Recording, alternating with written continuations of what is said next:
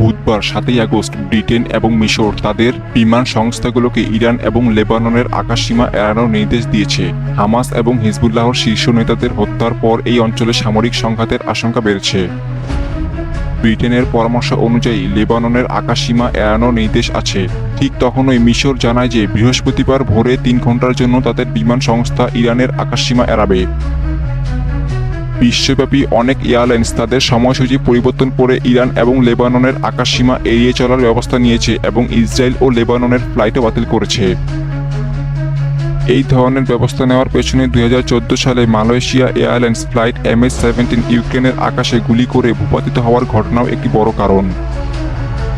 যুক্তরাষ্ট্রের United airlines জানিয়েছে 31 জুলাই থেকে স্থগিত থাকা তাদের তেল আবিবের ফ্লাইট এখনও বন্ধ আছে।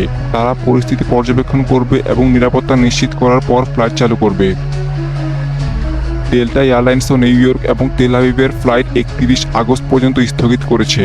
ব্রিটিশ বিমান সংস্থাগুলো লেবাননের ফ্লাইট পরিচালনা করছে না। সিঙ্গাপুর এয়ারলাইন্স ইতিমধ্যে ইরানের আকাশসীমা এড়িয়ে চলছে এবং বিকল্প রুট ব্যবহার করছে। মিশরের বেসামরিক বিমান চলাচল মন্ত্রণালয় জানিয়েছে ইরানের সামরিক মহড়ার কারণে এই সতর্কতা জারি করা হয়েছে। 2020 সালে ইরান ভুলবশত ইউক্রেনের একটি বিমান ভূপাতিত করেছিল, যেখানে 176 জন নিহত হন।